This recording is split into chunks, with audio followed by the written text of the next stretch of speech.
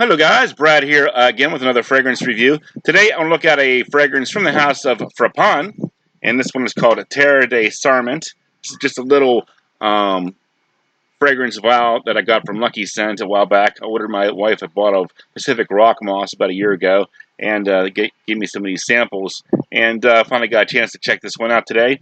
Ever since I tried the Human East from Frapin, I've been kind of interested in checking out more fragrances from this house. Unfortunately, I haven't really found anything quite as good as that one, but it's always fun to try new things and see what you can come up with. So this one here came out in 2007, classified unisex and as a woody aromatic, top notes of grapefruit, neroli, caraway, and grapes, middle notes of cinnamon, orange blossom, nutmeg, and aramis. And in the base, we have benzoin, myrrh, and incense. Now, this one, actually, I put a little bit on my arm here after work to get a refreshed sense of what it smells like.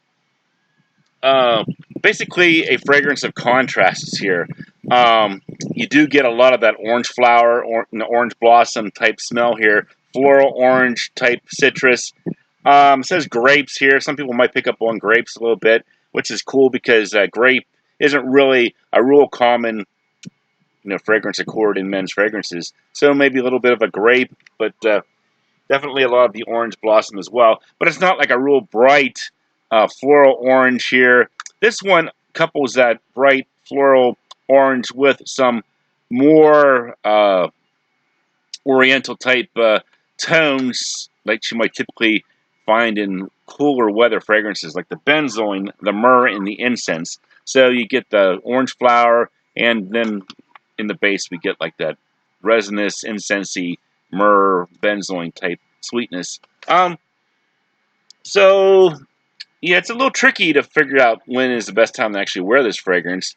Might be a little bit too citrusy and floral for a cool weather. Maybe a little bit too resinous, sweet, and incensey for hot weather. So this is certainly not something that I would probably choose to wear often or every day, but it is kind of fun, I guess, as a change-up fragrance. And I know a lot of people that have reviewed this one thought it was pretty good. Personally, I'm kind of mediocre, sort of blah off to me.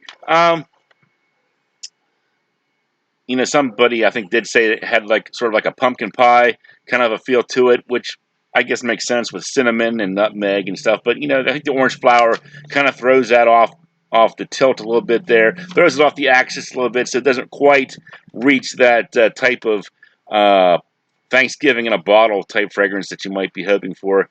Almost like a layering experiment, like a hybrid type crossbreed of types of fragrances. Spring meets fall, summer meets winter, that type of thing. So if you like orange blossom or those types of citrusy fragrances, and you also like the incensey, benzoin, myrrh type bases, you might want to give this one a try. Personally, it's sort of a pass for me.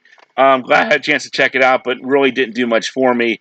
It was okay, but something I probably won't be trying out again or going for a full bottle. So let's get into some final thoughts on this one. The smell, I'll give it 6 out of 10. It smelled okay, but it didn't really wow me. Certainly not in the same way that Le Human East did. Projection longevity wasn't really a powerhouse type fragrance, and with this being such a small sample, that's to be expected. But at the same time, I can still smell it. Even at the end of the day, the smell does linger. So as a close to the skin scent, close quarters scent, it does stick around for quite a while, but it's not a projection beast. Versatility, I'll say 6 out of 10 because I really don't know the best occasions for this one. I suppose probably maybe spring or fall, not too hot, not too cold. You can wear this from time to time whenever you feel like, but make sure you like the orange blossom and the incensey, myrrh, resin, and type stuff like that as well. Uniqueness, I'll say 7 out of 10.